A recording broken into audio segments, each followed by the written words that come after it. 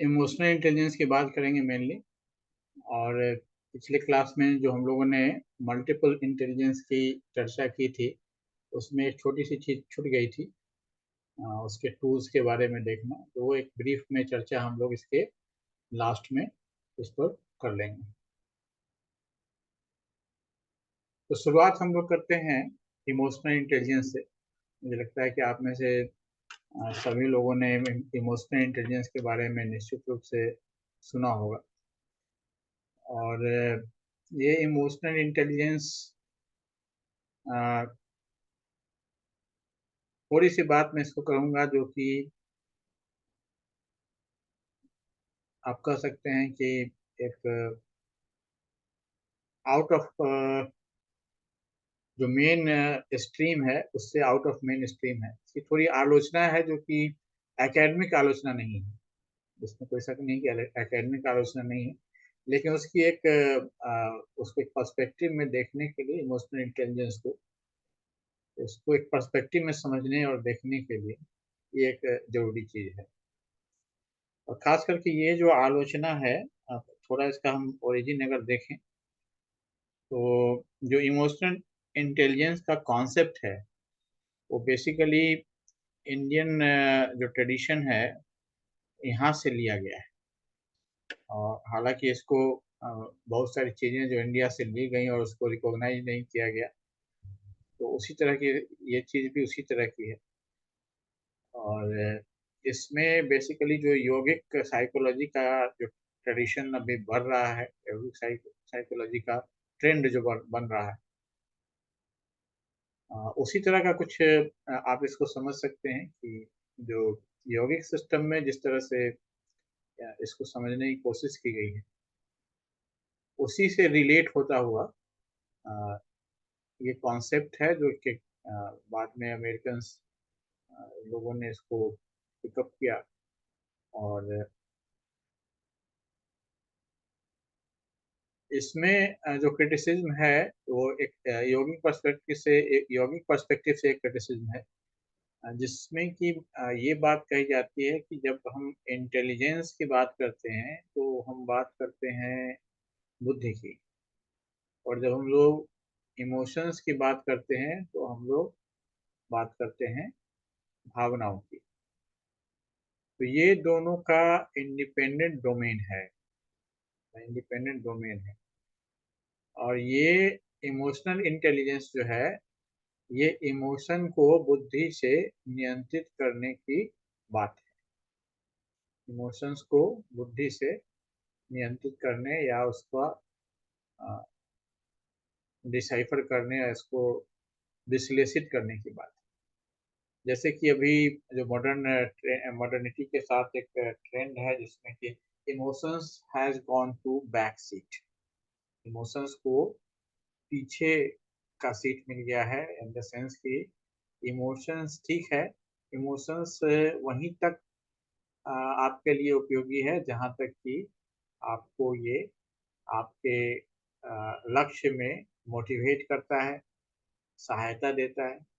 Otherwise emotion is something you need to take care of, उसको manage करना होगा। मतलब अधिकांश केस में इमोशन को एक प्रॉब्लम के रूप में, जो मॉडर्न डिपिक्शंस हैं, अधिकांश केस में वो प्रॉब्लम के रूप में दिखाया जाता है। चाहे वो पॉपुलर मीडिया हो या दूसरे जो एकेडमिक्स भी जो हैं, वो भी इमोशन को अधिकांशतः एक मैनेज के करने की आवश्यकता वाले जगह के रूप में दिखाते हैं। और कुछ जो ट्रेडिशनल इमोशंस थे, ट्रेडिशनली जिस इमोशंस पर हम लोग बात करते थे उसकी बात आजकल ज़्यादा होती नहीं है। जैसे पैट्रियटिज्म के इमोशन के बारे में हम लोग बहुत ज़्यादा बात नहीं करते हैं, या जो फैमिलियल इमोशंस हैं उसकी बात हम कम करते हैं। तो अभी बहुत सारे कॉन्टेक्स्ट पे जो इमोशंस हैं वो बैक सीट में हैं।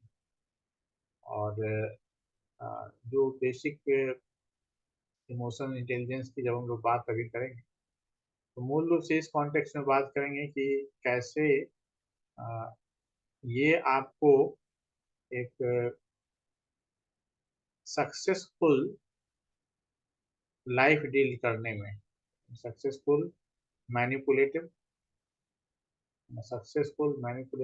लाइफ डील करने में सहायता करेगा। मैं मैनिपुलेटिव को नेगेटिव सेंस में नहीं रख रहा हूँ। मैनिपुलेटिव का मतलब है कि आप बुद्धि क्या इस्तेमाल करते हैं और इमोशंस को जहाँ ज़रूरत है और जितना ज़रूरत हो उतना इस्तेमाल करते हैं, उसको हम मैनिपुलेटिव कहते हैं। तो इस बात के साथ, इस बैकग्राउंड के साथ हम लोग शुरू करेंगे और इसको एक वेस्टर्न कॉन्सेप्ट मानते हुए ही हम इसको चलेंगे, क्योंकि इसी रूप में हमारे एकेडमिक्स में ये आया है। लेकिन इसके जो अ, प्रणेता है उन्होंने एक्सेप्ट किया है इस बात को, ये जो मूल रूप से ये इसे हमने उठाया था इंडियन ट्रेडिशन से और इसको अपने हिसाब से मॉडिफाई किया है। जैसे यूरोपीय लोगों ने ग्रीक लिटरेचर से चीज़ें उठाई, वैसे ही जब इंडिया में यूरोपियंस इंडिया से रेनेसा पीरियड के दौरान और ब्रिटिश पीरियड के दौरान इस बात की होड़ थी कि कोई नए नए टेक्स्ट वहाँ जाए, जैसे ग्रीक टेक्स्ट और लैटिन के टेक्स्ट उनको चाहिए होते थे, उसी तरह से इंडियन संस्कृत के टेक्स्ट। आप देखते हैं कि एक समय ऐसा था कि हर एक यूनिवर्सिटी में संस्कृत का एक विभाग था और उसके पीछे बात यही थी कि वो लोग अधिक से अधिक मैन्युस्क्रिप्ट को लेकर के उसको उसमें से अपने काम की चीज़ें निकाल लेते थे। और आज के संदर्भ में अगर कहा जाए तो घनघोर प्लेगरिज्म की बात इसमें आप कह सकते हैं, बिना इस चीज़ को रिकॉग्नाइज किए कि कौन सी चीज़ हमने कब से कहाँ से ली, इन सब चीज़ों को रिकॉग्नाइज किए बिना they can claim several things, and you will find a number of things Freud में, जुंग में, uh, और भी जैसे ढेर सारे फिलोसफर साइकोलॉजिस्ट में बहुत सारी चीज़ें आप पाएंगे कि ऐसा लगता है जैसे इंडियन से मैच कर रहा है, तो आपको लगेगा कि कोई सत्य बात है, ताकि ये दोनों वेस्टर्न और ईस्टर्न दोनों जगह मैचिंग हो रहा है। तो इसके पीछे बहुत सिंपल सा रीजन है कि उन्होंने पिक किया है यहाँ से, इसलिए मैच कर रहा है। अभी भी एक प्रोसेस चलता ही है, जैसे अभी पैन साइकिज्म एक कॉन्सेप्ट है जिसमें ये माना जाता है कि हर चीज एक साइकिक है, मतलब चाहे निर्जीव है या सजीव है, तो उसका एक साइकिक एस्पेक्ट है। और ये तो एक तरह से आप कहिए कि जो आत्मवाद है, अद्वैतवाद है, उसी तरह की एक बात है, उसी को थोड़ा सा वर्ड्स को चेंज किया। तो खैर, हम लोग आ जाते हैं जो हमारा मूल बस काम है आज का, कि इमोशनल इंटेलिजेंस को कॉन्सेप्ट के रूप में क्या हम कैसे देखते हैं। तो किसी भी व्यक्ति के द्वारा अपने इमोशन और दूसरों के इमोशन, इसको रिकॉग्नाइज करना, समझना, मैनेज करना और प्रभाविक रूप से उसका उपयोग करना। ठीक है, तो अब ये सिंपल दूसरे शब्दों में मैंने पहले ही आपको कह दिया कि सिंपल शब्दों में कहा जाए तो इमोशन को बुद्धि से नियंत्रित करना, मैनेज करना और रेगुलेट करना। वास्तव में जो मॉडर्न एजुकेशन का सिस्टम है, उस सिस्टम में बच्चे एक सीमा के बाद उनका इमोशनल ग्रोथ रुक जाता है और आप उसको 12-14 साल का रख सकते हैं। हम सब का जो है वो इमोशनल एज यही है, चाहे हमारी उम्र एक्चुअल में जो भी हो, लेकिन हम सब का इमोशनल एज यही है। आप अ, कई सारे इसका मैं एग्जांपल दे सकता हूँ, जैसे कि पोइट्री का पॉपुलैरिटी में कमी आना, पोइट्री की पॉपुलैरिटी में कमी आना, उसी तरह से और भी एग्जांपल दिए जा सकते हैं, जैसे कि इमोशनल जो दूसरे व्यवसाय हो सकते हैं, उसका उसकी पॉपुलैरिटी में कमी आना, इमोशंस पर बेस्ड जो जैसे पेंटर्स होते हैं, जो आर्ट आर्ट के पेंटर्स होते हैं, आर्टिस्ट होते हैं, तो जो परफॉर्मर्स होते हैं, एक्टर्स होते हैं, तो ये सब चीज़ें इमोशंस को डिपिक्ट करते हैं और उसमें काम करते हैं। तो ये सब चीज़ें ये जो मैनेजमेंट है, ये व्यक्ति के और इंटरपर्सनल सक्सेस में, लोगों के बीच में कैसे सक्सेस होगा और उसके लाइफ के डिफरेंट एस्पेक्ट को इन्फ्लुएंस करता है, सोशल रिलेशनशिप को इन्फ्लुएंस करता है, लीडरशिप को बिल्ड करता है और ओवरऑल वेल बीइंग को निर्धारित करता है। तो जाहिर है इसमें एक निगेटिव टोन आप देख पा रहे हैं कि इमोशन अपने आप में इनकम्प्लीट होता है। एक हाँ एग्जाम्पल जो मैं कोशिश कर रहा था और मैं रिकॉल नहीं कर पा रहा था, डिवोटीज का एग्जाम्पल जो आप मेडिवल कॉन्टेक्स्ट में बहुत सारे देखते हैं। डिवोटी एक प्योरली इमोशनल टीचर है, इमोशनल पर्सन है, चाहे वो इंडिया हो या किसी दूसरे रिलीजन में हो। वो एक अटमोस्ट डेवलपमेंट है इमोशनल बीइंग का, इसमें कि वो इंडिपेंडेंटली मैक्सिमम एक इमोशनल बीइंग के रूप में ग्रो करता है और वो इस हद तक ग्रो करता है कि वो पूरे ह्यूमैनिटी से या ब्रह्मांड से अपने आप को जोड़ सकता है। तो अगर आप इस रूप में विजुलाइज करने की कोशिश करें कि इंटेलेक्चुअल के रूप में आप ऑप्टिमम हाइट पर्सनालिटी में कहाँ तक जा सकते हैं और इमोशनल रूप में आप कहाँ तक जा सकते हैं, तो हमेशा पदरा इमोशन का भारी होगा, क्योंकि उसमें इमोशनल बीइंग के एक्सपेंशन का बहुत ज़्यादा स्कोप है, वो पूरे ब्रह्मांड तक फैल सकता है। इंटेलेक्चुअल्स ग्रोथ का स्कोप इतना ही है कि वो जो चीज़ें समझ में आ सकती है, जिनको हम थ्योराइज कर सकते हैं, तो बहुत छोटा सा पार्ट है पूरे ब्रह्मांड में।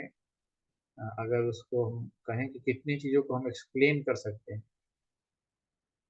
तो हम लोग हालांकि ओवरवेल्म है। आप इंटरनेट पर देखेंगे तो इतने सब्जेक्ट और इतनी चीज़ें और इतनी बातें, इतने आर्टिकल, इतने बुक्स, इतने मतलब मे बी बिलियन नहीं पहुंचा हो, बट सेवरल मिलियंस तो जरूर होगा। अ, तो वैसी स्थिति में अगर आपको कोई ये समझे, ये कहे कि भाई ब्रह्मांड की दृष्टि से अगर आप बात करें कि कितनी बातें हैं जो हम जान गए हैं और कितनी बातें हैं जो हम नहीं जाने, तो अधिकांश बातें हम नहीं जानते हैं। जो चीज़ें हम जानते हैं उसके बारे में भी हम श्योर नहीं है। और जो हमारे चूँकि हम एक इगोइस्ट पर्सनालिटी हैं और अपने आप को पैम्पर करना हमें अच्छा लगता है ह्यूमन के रूप। तो इसलिए हम लोग बराबर इस बात को जोड़ देते हैं कि अ, हम बहुत सारी चीज़ें जान गए हैं, बहुत सारी चीज़ें सक्सेस पा लिए हैं, बहुत सारी चीज़ों को हम समझ सकते हैं, समझा सकते हैं, हमारे पास एक्सप्लेनेशंस हैं, थेरीज हैं। लेकिन ये सब चीज़ें हम लोगों ने थेरीज के बारे में पहले भी बात की है कि theories are just logical structure, a reasonable structure that is trying to predict something. It is not a replication of real world. इसको हमेशा ध्यान में रखिएगा कि जो भी थेरी है हमारी, वो एक वैचारिक ढांचा है, संरचना है, जो हमें कुछ प्रेडिक्ट करने में, कुछ चीज निष्कर्ष निकालने में, कुछ चीज का पूर्वानुमान करने में सहायता देता है। इसे किसी भी रूप में आपको रियल वर्ल्ड कैसे काम करता है, इसका एक्चुअल रिप्रेजेंटेटिव नहीं मानना चाहिए, ये नहीं है। ओके, तो हम फिर से वापस आते हैं, मैं बार बार उधर चला जा रहा हूँ। हम लोग ओरिजिन की ओर जाते हैं। तो दो लोगों का नाम यहाँ आप देख सकते हैं, पीटर सैलोवी एंड जॉन मेयर। ये 90s में ये दोनों लोग थे, इन्होंने इमोशनल इंटेलिजेंस का कॉन्सेप्ट इन्होंने आगे रखा। और इसको सही रूप से आगे ले जा करके डेनियल गोलमैन ने इसको, उनकी एक बुक है, इसका नाम है emotional intelligence, why it can matter more than IQ, IQ से ज़्यादा इम्पोर्टेंट क्यों है। क्योंकि अगर एक हाई आईक्यू वाले व्यक्ति का भी इमोशनल ब्रेकडाउन होता है, हम देखते हैं फिल्मों में ही दिखाते हैं, अच्छा भला लोग, अच्छे भले लोग जा रहे थे, फिर इमोशनल चक्कर में पड़ गए, लव और दूसरे जो एंगल्स दिखाए जाते हैं इमोशनल, उसको एक रोमांटिसाइज किया जाता है, और साथ साथ उसमें एक हिडन मैसेज होता है। यस, ये तो एक अच्छी चीज लगती है, आकर्षक चीज है, लेकिन ultimately it is your not your friend, और not your going to help you as a career. तो हमेशा आप देखेंगे मूवीज में कैरियर ग्रोथ और लव के बीच में जो भी प्रोटैगोनिस्ट होते हैं फिल्मों के, उनको एक डायलेमा या सिलेक्शन से गुजरना पड़ता है। तो ये आईक्यू का टेस्ट ही बताता है कि कब आपको कितना इमोशनल होना है, और कब आपको बुद्धि से उस इमोशन को मैनेज करके, उसका ऑपरेशन करके, उसके इमोशन की हवा निकालनी है। That is a thing. तो ये बात जो है, ये आइडिया जो है, तो साइकोलॉजी, एजुकेशन एंड बिजनेस, आप सोच सकते हैं ये तीन चीजें, तीनों फील्ड में इसका इम्पैक्ट है। आगे हम लोग देखेंगे इसका कैसे इम्पैक्ट पड़ा है। पहले हम देखते हैं कंपोनेंट्स क्या क्या है। तो पहला कंपोनेंट है इमोशनल अवेयरनेस। इसमें अपने इमोशन और दूसरों के इमोशन का अवेयर होना है। दूसरा है इमोशनल रेगुलेशन, यानी उसको नियंत्रित, रेगुलेट करना, यानी बुद्धि भाव को रेगुलेट करेगी, बुद्धि भाव को रेगुलेट करेगी। ठीक है। तो आ, ये हो गया इमोशनल रेगुलेशन। और फिर तीसरी बात हो गई एज एम्पैथी, यानी दूसरों के फीलिंग को शेयर करना, फील करना, उनके पर्सपेक्टिव को देखना, गेटिंग इनटू अदर्स शू, दूसरों के शू में, या दूसरों के, इंग्लिश का फ्रेज है, या दूसरे की नज़र से देखना, आप हिंदी में कह सकते हैं। और इंग्लिश का फ्रेज है कि गेटिंग इनटू समवन्स शूज, दूसरों के जूते में खड़े होना। हाँ, हिंदी तो ये बहुत अच्छा नहीं लग रहा है, लेकिन शाब्दिक अर्थ है ये। तो एम्पैथी है, मतलब कि कोई अगर कोई चीज महसूस कर रहा है तो क्यों महसूस कर रहा है, क्या उसका बैकग्राउंड हो सकता है, ये समझना। सोशल स्किल्स, हम लोगों ने सोशल स्किल्स की चर्चा पहले भी की है। इफेक्टिव कम्युनिकेशन, कॉन्फ्लिक्ट रेजोल्यूशन, और जो पॉजिटिव रिलेशनशिप है उसको मेंटेन रखने की क्षमता, ये सब चीजें इसमें आती हैं। तो इसका सिग्निफिकेंस क्या है?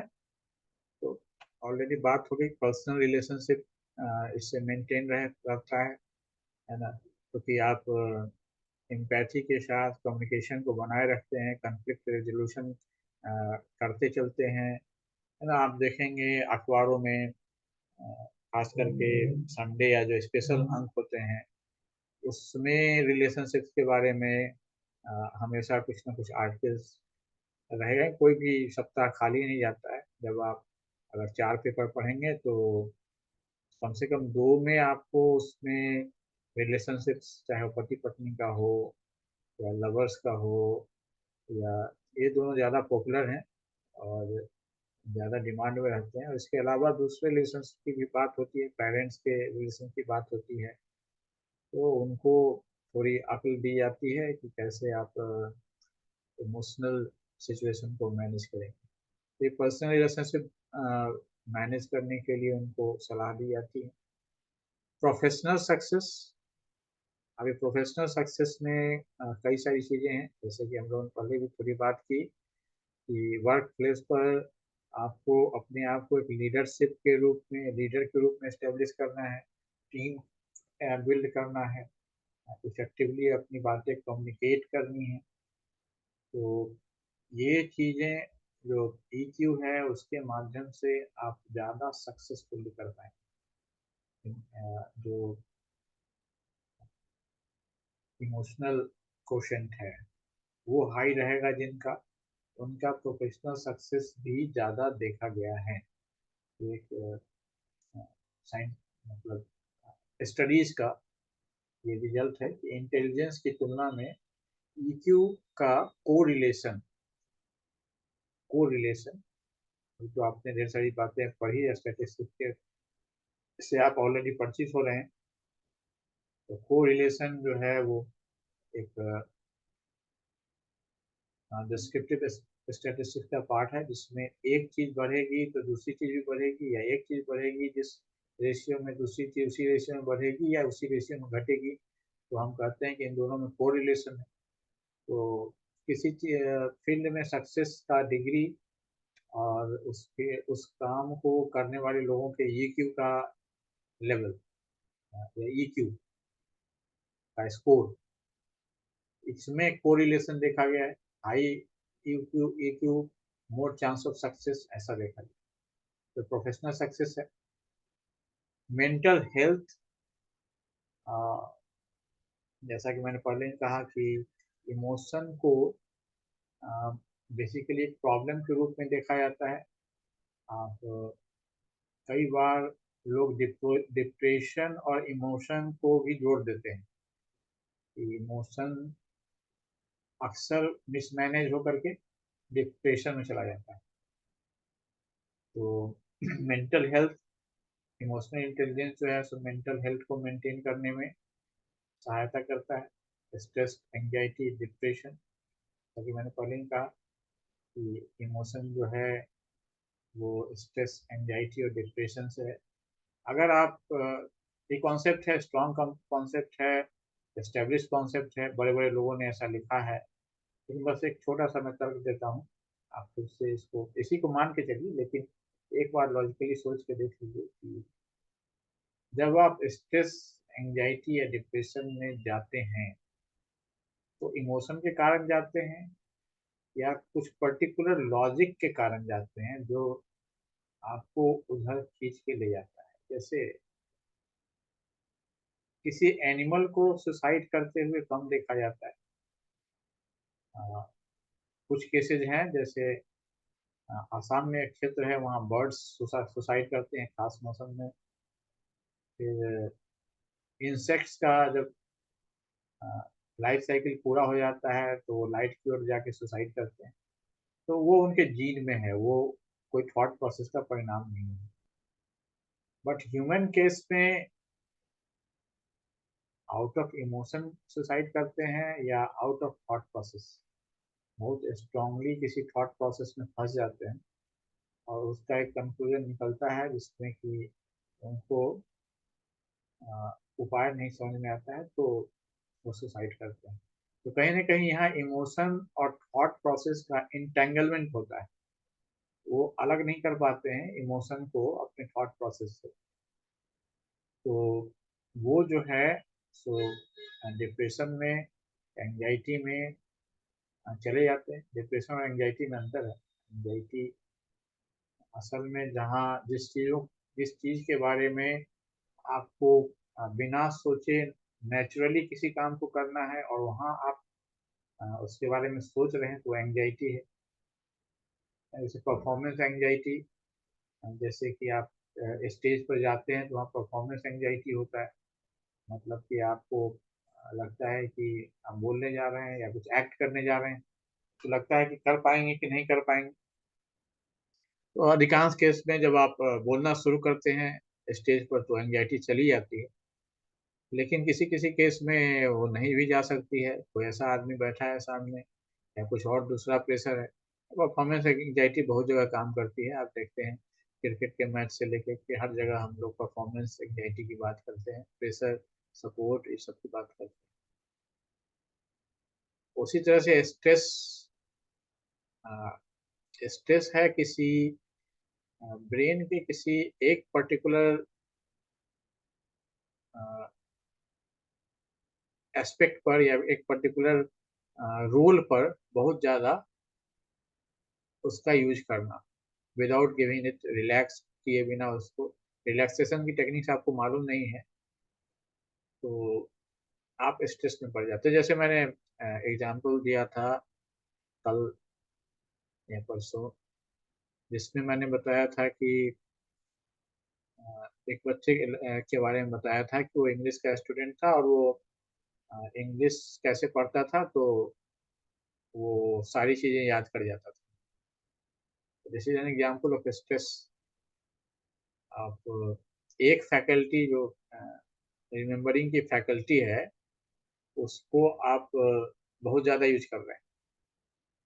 तो इस तरह से आप वैसे ही जैसे कि ऑफिस में आपका बहुत ज़्यादा काम है तो आप क्या करते हैं वहाँ पर चीज़ों को देखते हैं, चैलेंजेस को देखते हैं, प्रॉब्लम्स को देखते हैं, उसको सॉल्व करते हैं, निपटाते हैं, उसको बढ़ाते हैं।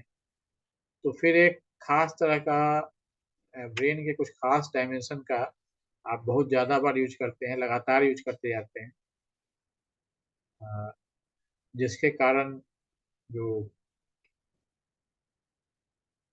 स्ट्रेस का उसी इसी प्रोसेस को हम लोग स्ट्रेस करते हैं। और इसके बारे में आपके पास अवेयरनेस नहीं होता है और उस ओवर यूज के कारण ब्रेन के ओवर यूज के कारण वो स्ट्रेस का कंडीशन। तो मुझे लगता है कि मैंने ये 3 टर्म को सेपरेट करके बता दिया है।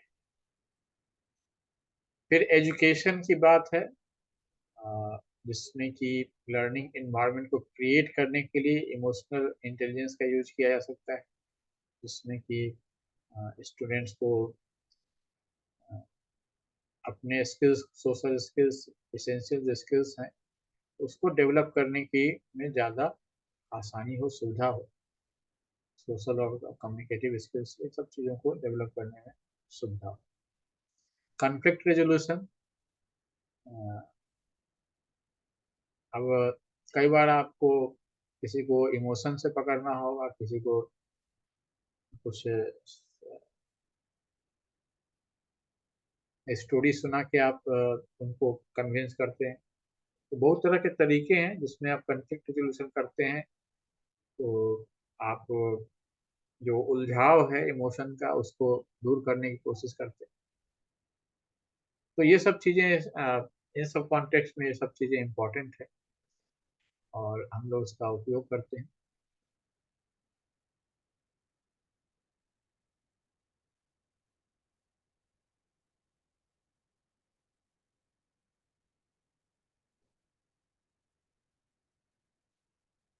अब इसका जो डायमेंशन हम लोगों ने पहले भी बात कर ली है, मुझे लगता है रिपीट हो रहा है। Self awareness, self regulation, motivation, empathy, social skill, इनके कॉन्टेक्स्ट में इसका ये काम होता है। मुझे लगता है दोबारा पेस्ट हो गया है।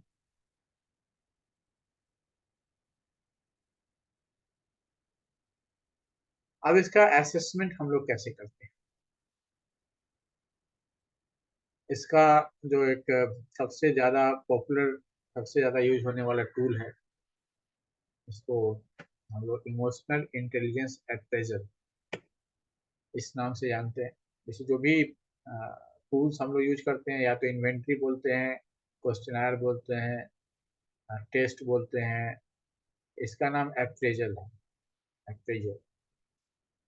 अब इमोशनल इंटेलिजेंस अप्रेजल EQI 2.0, मतलब इसका 1.0 आ चुका होगा आज के डेट में, इसका EQI 2.0 है।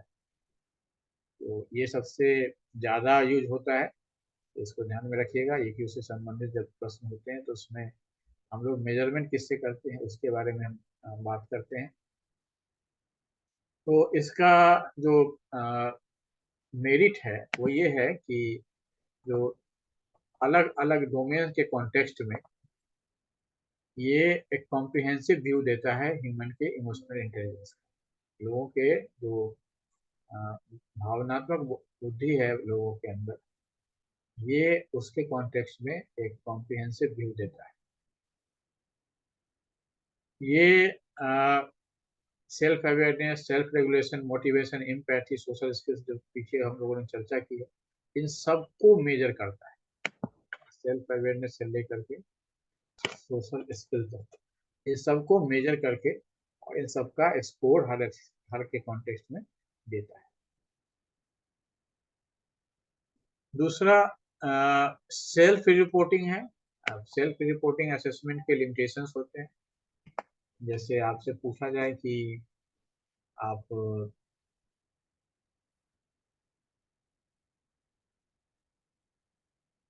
गणित में कैसे हैं, या तो आप हो सकता है आप कहें कि हाँ हम बहुत अच्छे हैं, लेकिन जब टेस्ट लिया जाए तो आप कच्चे साबित हों।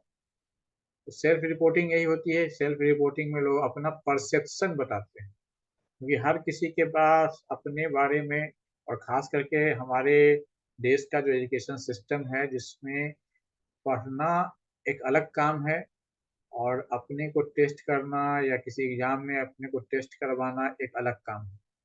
एक अनफॉर्चुनेट सिचुएशन है जिसमें कि हम लोग लर्निंग को असेसमेंट से सेपरेट करते हैं। तो इसलिए अधिक हम में से अधिकांश लोगों का जो एजुकेशन से संबंधित जो हमारी या अपने आप से संबंधित जो हमारी धारणाएं होती हैं, वो एक परसेप्शन होता है, हम लोगों ने कभी उसको चेक नहीं किया होता है।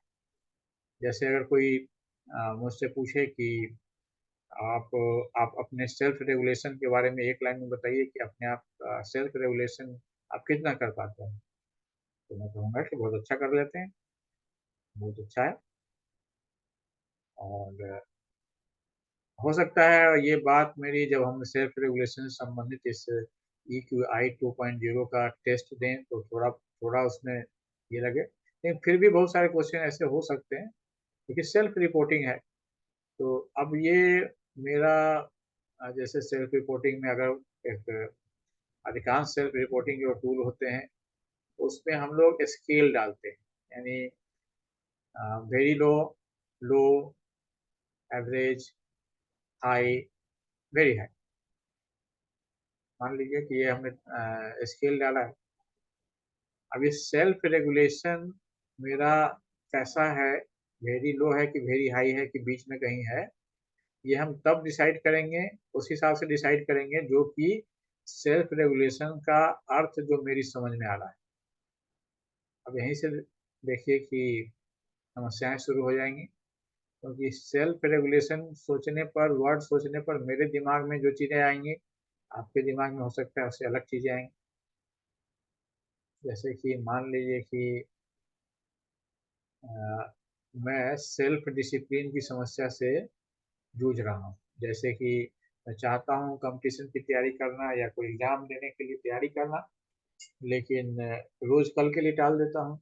रूटीन बनाता हूँ, तो उसका शेड्यूल तय करता हूँ कि रोज़ 2 घंटे निकाल के पढ़ूँगा, लेकिन उसको कंपल्सन कोई नहीं है तो उसको आगे छोड़ देता हूँ।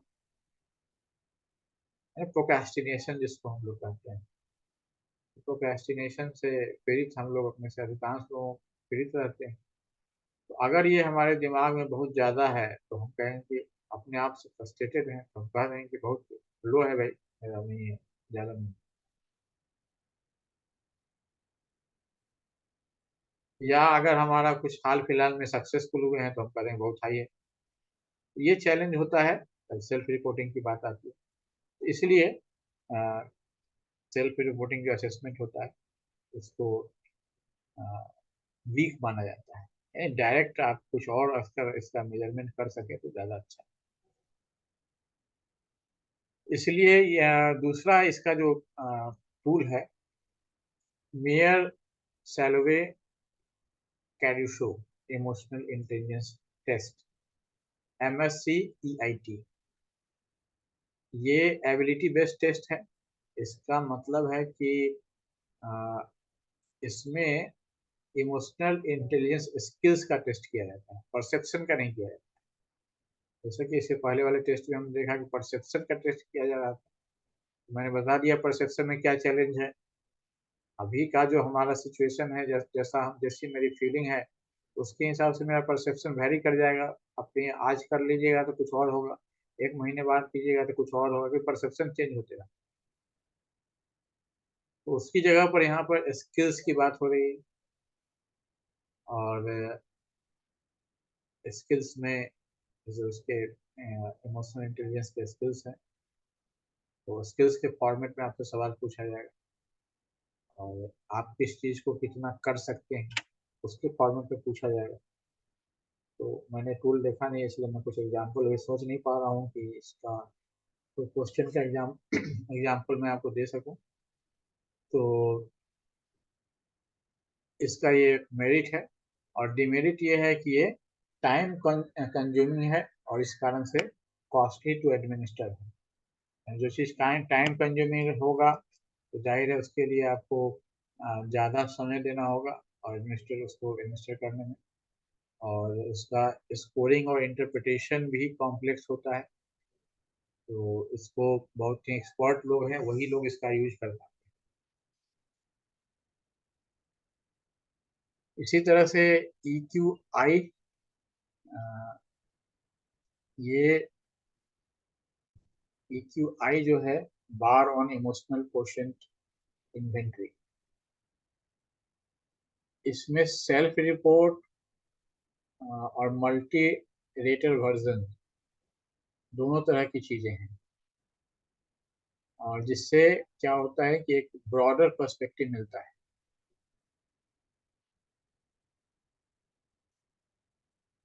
अब ये मल्टी रेटर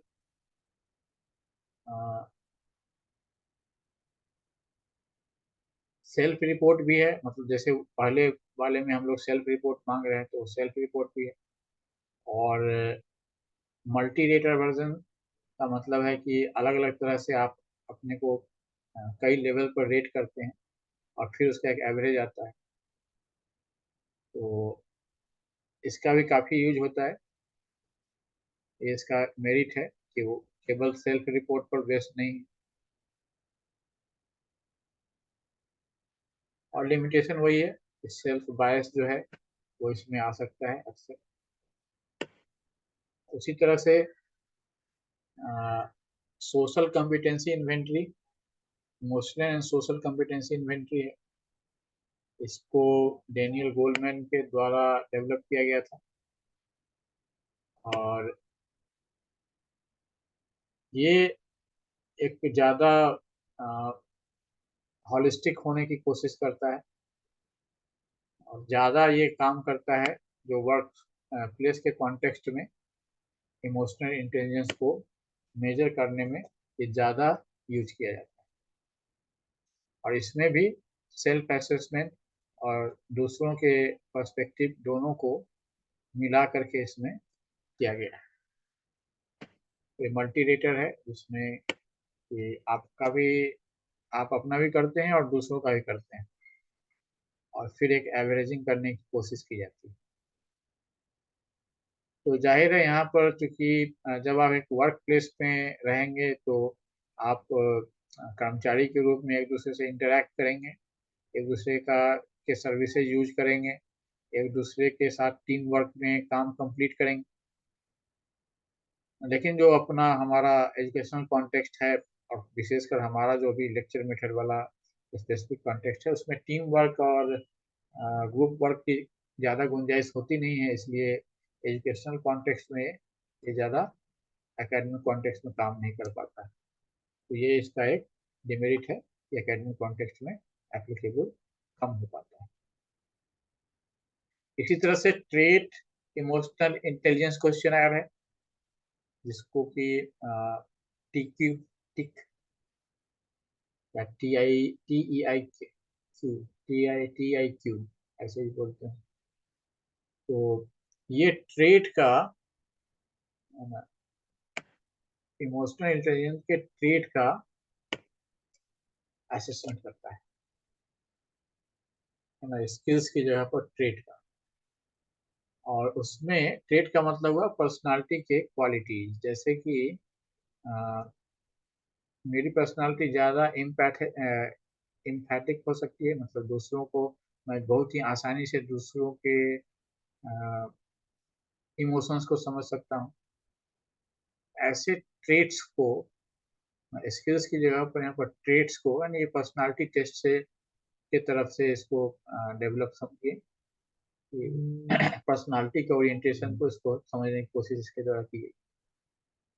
हाँ, तो लिखा हुआ है कि personality aspects of emotional intelligence, इसको समझने की कोशिश की जाती है।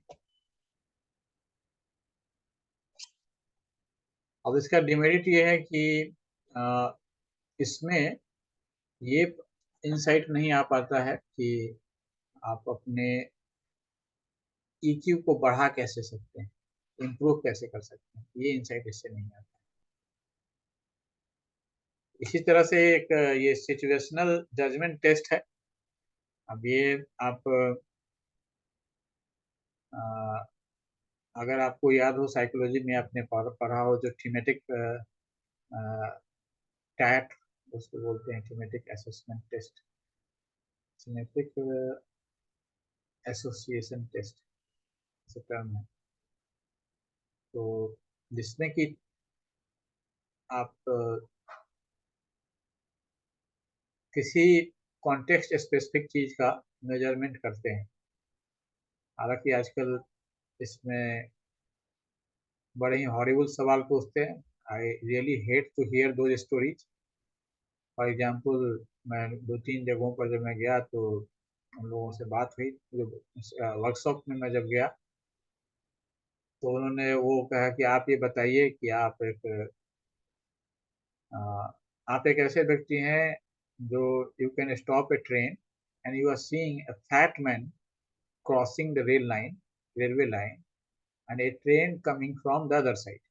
दूसरी तरफ से ट्रेन आ रही है, एक मोटा आदमी क्रॉस कर रहा है, और फिर एक और कुछ सिचुएशन है जिसके कारण गाड़ी का एक्सीडेंट हो सकता है या कुछ ज़्यादा लोग और मर सकते हैं। तो व्हाट विल यू डू, यानी आप लेस क्रुएल्टी और मोर क्रुएल्टी, इसमें से आप क्या चुनेंगे? Will you choose to be less cruel, यानी अगर आपको एक तरफ 5 आदमी की जान बचानी है तो एक आदमी को मरने देंगे या मार देंगे? You have to push the button. Story का पार्ट वही है, you have to take decision, you have to push the button. तो मेरा तो अक्सर ये मैनेजमेंट क्लास में झगड़ा होता है। मैं कहता हूँ कि ये तो आप लोग जो हैं माइंड ब्रेन वॉश करते हैं कि एज ए स्टाफ, मैनेजमेंट का स्टाफ, एक कंपनी के स्टाफ के रूप में किसी को कुछ भी करना हो आप कर दीजिए, कोई मोरालिटी के बारे में सोचे बिना, और इसके लिए आप तैयार करते हैं, और इसमें कुछ भी नहीं है, इस स्टोरी में बकवास स्टोरी है और मैं इस स्टोरी का जवाब नहीं दूंगा। एक दो जगह मैं गया, उसके बाद मैंने जाना बंद कर दिया। एक दो जगह बात होने के बाद मैं समझ गया कि हम लोगों का इसमें रिकॉन्सिलेशन नहीं संभव होगा। मैं कभी भी इससे एग्री नहीं करूंगा, वो मुझसे एग्री नहीं करेंगे। मैं कहूँगा कि मैं ये तर्क देता हूँ उनको कि आप ऐसा सिचुएशन क्रिएट क्यों होने देंगे, to change your system, why should you allow such situation. और आप ऊपर से मेंटल सेटअप बना रहे हैं लोगों का। उनका तर्क है कि नहीं, ये जो है सो रियलिटी है। आपकी रियलिटी नहीं है, ये आपका कंस्ट्रक्टेड रियलिटी है, और आप इस बहाने से अपना उल्लू सीधा करते हैं और अनएथिकल, इमोरल डिसीजन लेने के लिए अपने भविष्य के जो आपके स्टाफ होंगे, जो CEO होंगे, उनको तैयार करेंगे। जैसे कि एलन मस्क ने कहा, जो इंडियन उनका CEO था, तो उसको कहा कि वो अच्छा आदमी है लेकिन मुझे ऐसा आदमी चाहिए, मुझे एक ड्रैगन चाहिए, fire spitting dragon, I want a fire spitting dragon. तो कॉर्पोरेट वर्ल्ड, इसका अपना एक वर्ल्ड है, अपना एक जस्टिफिकेशन है।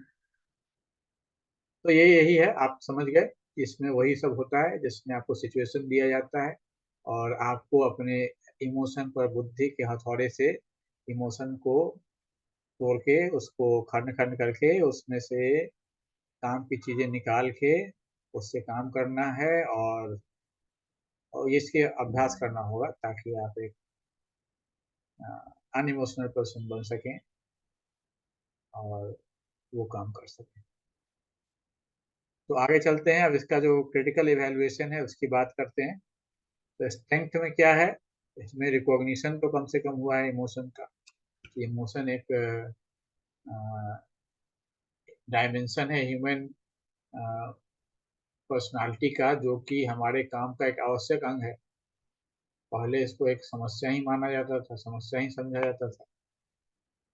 तो कम से कम इसका एक इमोशन का रिकॉग्निशन हुआ है।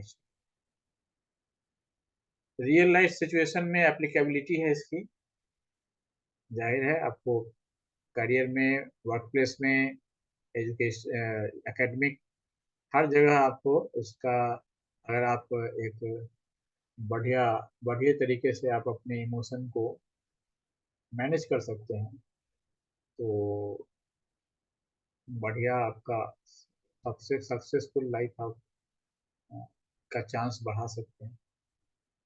इंटरडिसिप्लिनरी नेचर है क्योंकि इसके जो इंसाइट हैं वो साइकोलॉजी से, न्यूरो साइंस से, सोशियोलॉजी से और बहुत से अदर फील्ड से आते हैं। और ह्यूमन बिहेवियर और इमोशन को समझने की इससे कोशिश की जाती है।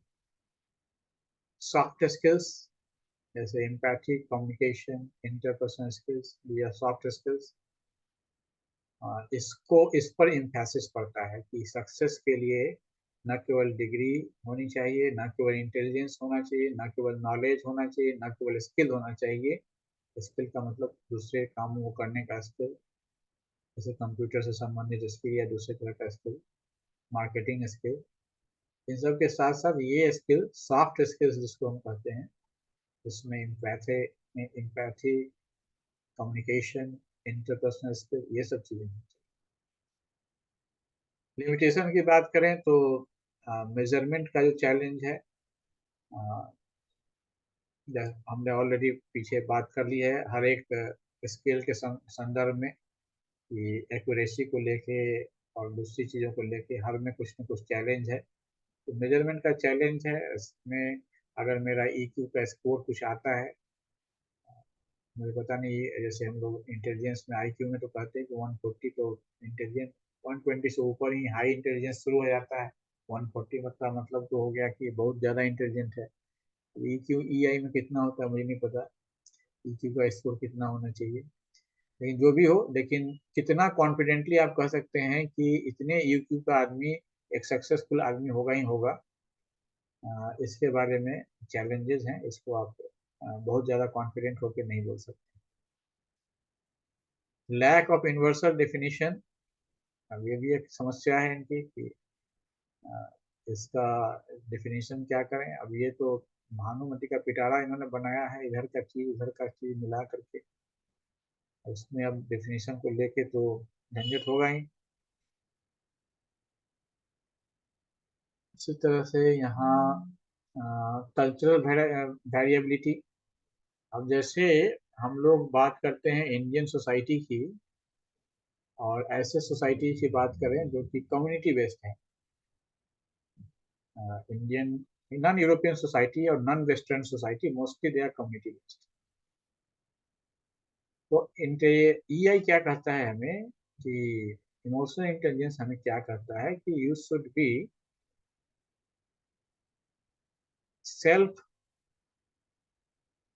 सेंटर्ड यूज करेंगे तो बहुत लोग इस पर आपत्ति करेंगे, और सेल्फ कंसर्न यूज कर लेते हैं कि हम आपको जो है सेल्फ कंसर्न होना चाहिए। लेकिन अगर हम कम्युनिटी बेस्ड सोसाइटी की बात करें, जो ओरिजिनल विलेज कम्युनिटी, संयुक्त परिवार और इस तरह की चीज़ें, या जो दूसरे अफ्रीकन कंट्रीज में या दूसरी जगहों पर जो ट्रेडिशनल सोसाइटीज जितने भी बचे हुए हैं, उनमें एक कम्युनिटी की फीलिंग होती है, मतलब वी फीलिंग ज़्यादा स्ट्रांग होती है आई फीलिंग की तुलना में। और वेस्टर्नाइजेशन और कंज्यूमराइजेशन का जब प्रभाव बढ़ता है तो ये वी से आई की ओर ट्रांजिशन होता है। तो ये जो इमोशनल इंटेलिजेंस है, ये इमोशनल इंटेलिजेंस आई फीलिंग वाले कल्चर में इसका सारा रचना हुआ है। यानी आई आई फीलिंग यानी कि वेस्टर्न कल्चर उन लोगों ने ही बनाया। अमेरिका के लोग अपने नाम में देख लिया ऊपर पहले ही, अमेरिका के लोगों ने बनाया है। तो वो culture I feeling, I centred, me centred वाला कल्चर है।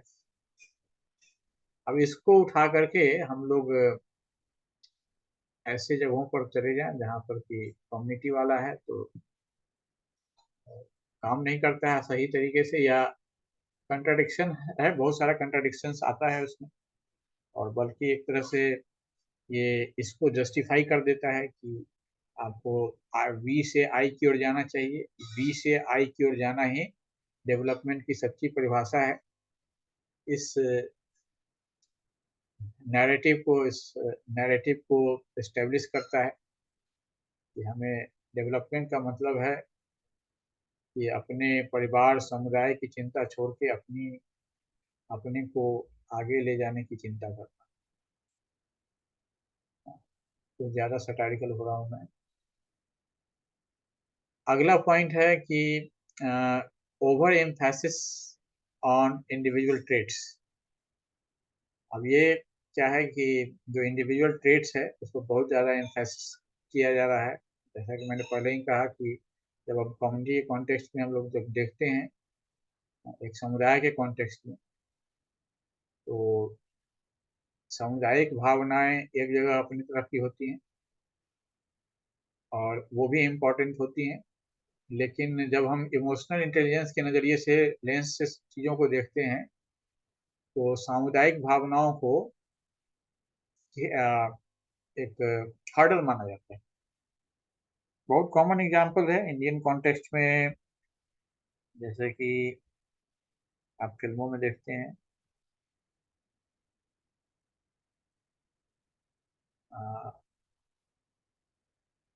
जहाँ सारी फिल्मों की कहानी वही है कि दो इंडिविजुअल्स का इमोशन एक जगह है और पूरी कम्युनिटी का इमोशन, फैमिली का इमोशन दूसरी जगह है, और दोनों में कन्फ्लिक्ट होता है। और जीत अंत में किसकी होती है? यूनिवर्सल सत्य है, जीत किसकी होती है, चाहे फिल्म इंडिया में बने या दुनिया में किसी कोने में बने, जीत हमेशा इंडिविजुअल इमोशन की होगी। This is the word questionable predictive validity. उसकी जो वैलिडिटी है, जो उसका जो प्रेडिक्शन पावर है, मैंने पहले ही कहा कि इतना ईक्यू का आदमी, जैसे हम लोग इंटेलिजेंस में कह देते हैं कि 140 या 140 150 आईक्यू वाला, तो मतलब कि आइंस्टीन के बराबर हो गया या उस तरह का कुछ हो गया। न्यूटन, आइंस्टीन या कोई बड़ा साइंटिस्ट आप एग्जाम्पल दे सकते हैं। ईक्यू के बारे में बहुत श्योर नहीं है, ईक्यू के बारे में कि इतना हो गया तो ये होगा, पता नहीं, उसके बारे में उतनी श्योरिटी नहीं हो पाती।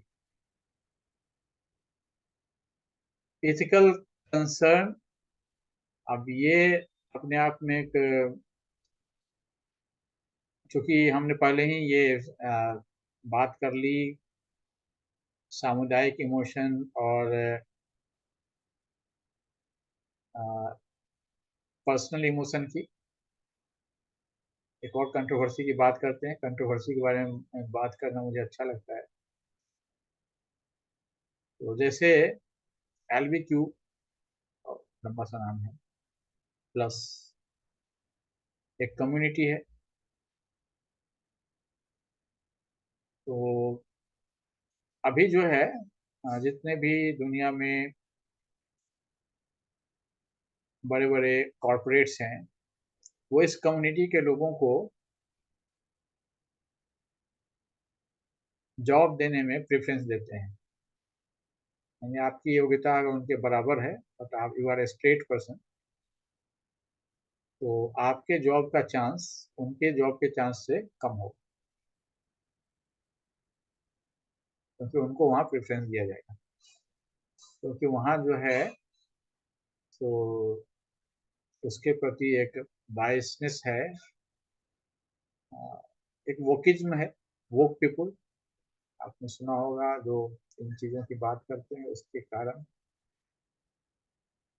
तो अभी ये इसको आप कह सकते हैं दिस इज पॉजिटिव डिस्क्रिमिनेशन।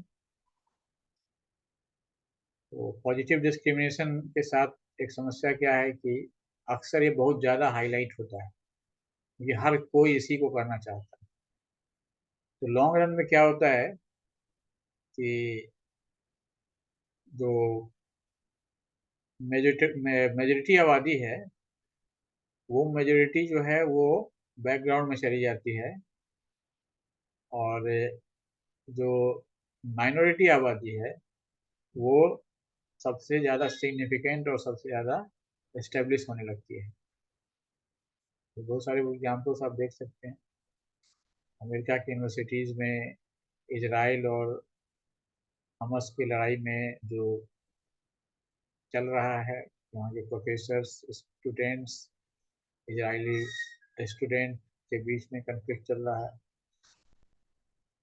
तो बहुत सारी चीज़ें हैं जहाँ पर कि आप इमोशनल स्किल्स का जब अपॉइंटमेंट होता है अमेरिका की यूनिवर्सिटीज़ में, तो कैसे लोगों का अपॉइंटमेंट होगा, तो एक खास तरह के आइडियोलॉजी को प्रमोट किया जाएगा कि डाइवर्स आइडियोलॉजी को प्रमोट किया जाएगा, एडमिशन कैसे होगा, इसका भी अपना एक सिस्टम है जिसमें कि इक्विटी बेस्ड सिस्टम है। इक्विटी बेस्ड सिस्टम है इसमें, जिसमें कि लोग आलोचक लोग कहते हैं कि इसमें मेरिट का फोकस कर किया जाता है इक्विटी के फेवर में। तो जो भी हो, इससे के एथिकल कंसर्न्स हैं, आप इसको देख सकते हैं। अब इसके इन्फ्लुएंस की थोड़ी बात करें, ये हमारा लास्ट पॉइंट है कि साइकोलॉजी और रिसर्च में इमोशनल स्टडी हो,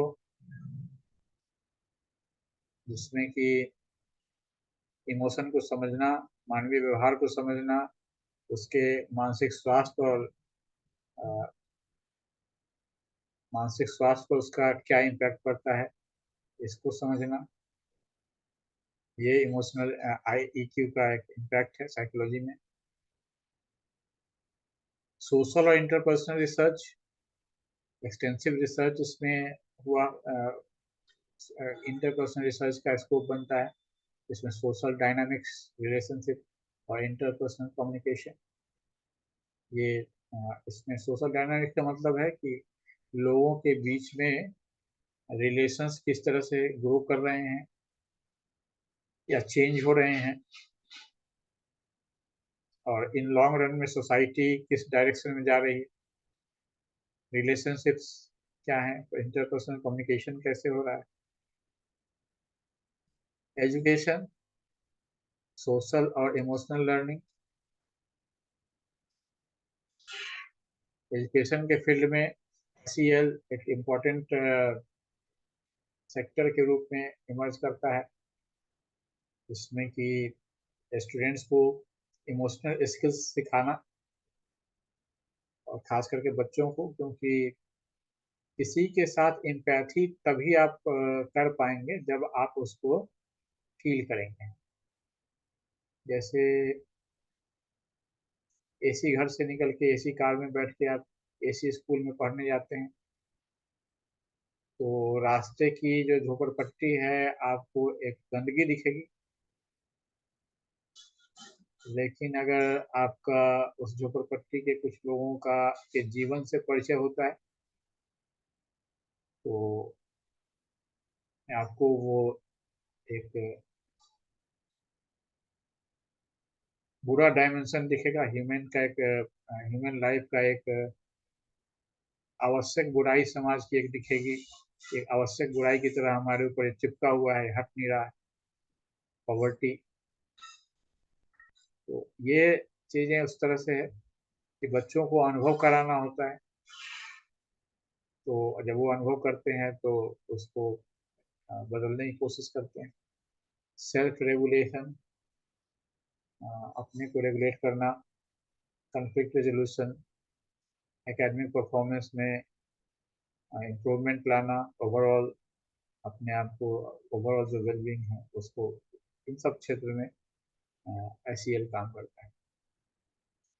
टीचिंग मेथड इम्प्रूव करता है, क्योंकि जब टीचर स्टूडेंट्स को के कंडीशन को समझ के और उनके साथ ह्यूमन रिलेशनशिप स्थापित करके वो काम करता है, तो वो ज़्यादा इफेक्टिव होता है। बिजनेस एंड लीडरशिप में हमने लीडरशिप के बारे में पहले ही बात की कि लीडरशिप के डेवलपमेंट में काम करना काफ़ी आवश्यक होता है, यूजफुल होता है।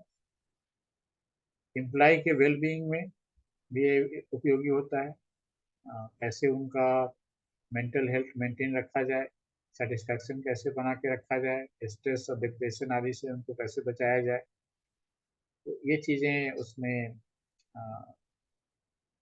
एक ये SI जो है सो इसमें हेल्प करता है।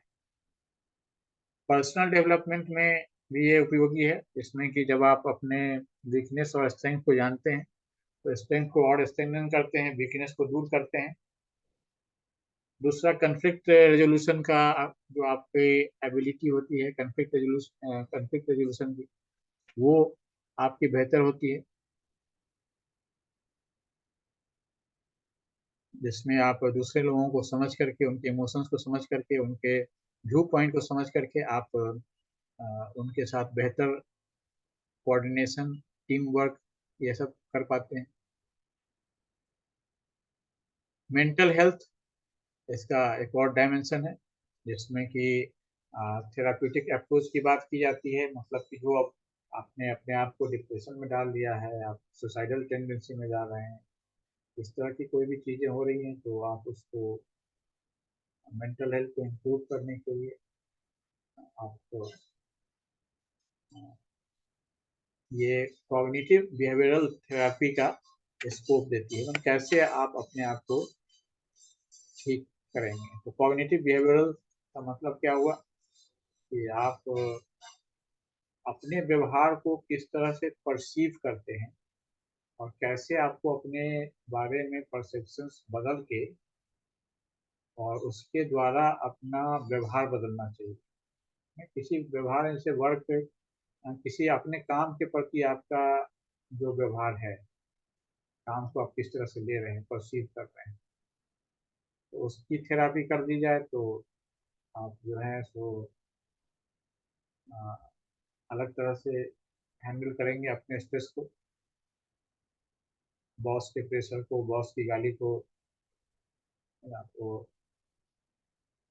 अलग तरह से हैंडल करेंगे। स्ट्रेस मैनेजमेंट, स्ट्रेस मैनेजमेंट के टेक्निक्स इसके माध्यम से आते हैं, समझ में आता है, उसका उपयोग किया जाता है मेंटल हेल्थ के बेहतरी के लिए।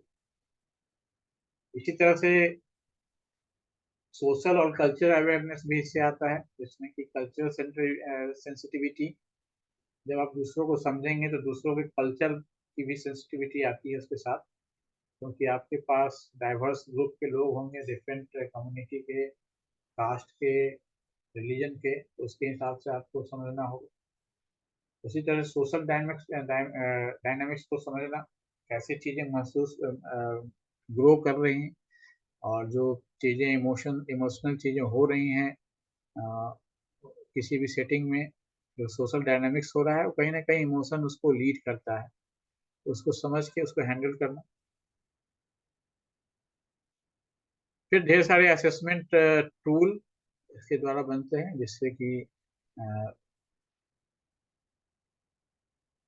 इमोशनल इंटेलिजेंस अप्रेजल, इसी का नाम हमने पहले ही देख लिया है। ये सारे असेसमेंट के टूल जो है उसको डेवलप करने में, ये जो थ्योरी है EI की, इमोशनल इंटेलिजेंस की थ्योरी है, वो हमें एक टूल देती है जिसके द्वारा हम लोग इन चीज़ों का मेजरमेंट कर सकते हैं। तो इस तरह से हम लोगों ने ईआई के बारे में बात कर ली। अब आप कुछ पूछना चाहें तो पूछ सकते हैं, इसमें से कहीं कोई डाउट हो तो। नहीं तो हम लोग एक ब्रीफ में मल्टीपल इंटेलिजेंस का टूल्स का केवल हम लोग 5-6 टूल हैं, उसको हम लोग देख लेते हैं, उसके बाद हम लोग बात कर लेंगे। MI इन्वेंट्री है, मल्टीपल इंटेलिजेंस इन्वेंट्री। ये भी एक सेल्फ रिपोर्ट है, यूजर फ्रेंडली है। ये बताता है कि एक इंडिविजुअल मल्टीपल इंटेलिजेंस को मेजर करने के लिए सहायता देता है। और फिर डिमेरिट में आप पहले से जानते हैं, सेल्फ रिपोर्ट का जो डिमेरिट है, आप ओवर असेसमेंट कर सकते हैं अपना, किसी भी तरह से बायस्ड आपका अपने बारे में राय हो सकता है। उसी तरह से MI सर्वे है, मल्टीपल इंटेलिजेंस सर्वे, ये भी उसी तरह से है। ये भी सेल्फ रिपोर्टिंग ही है, और मल्टीपल इंटेलिजेंस इससे इससे मेजर किया जाता है, सेल्फ रिपोर्टिंग है। MI टेस्ट, ये जो गार्डनर्स के जो इंटेलिजेंस का जो अलग अलग डायमेंशन है, उसको सीरीज ऑफ टास्क और क्वेश्चन से उसको टेस्ट करता है, और इसको आप कह सकते हैं कि सेल्फ रिपोर्टिंग की तुलना में ज़्यादा कॉम्प्रिहेंसिव है। लेकिन जाहिर है कि इस तरह का जो भी चीज़ होगा तो ज़्यादा टाइम कंज्यूमिंग होगा और कॉम्प्लेक्स होगा, है ना। उसको एडमिनिस्टर करना, स्कोर करना, स्पेशलाइज्ड ट्रेनिंग चाहिए इसके लिए।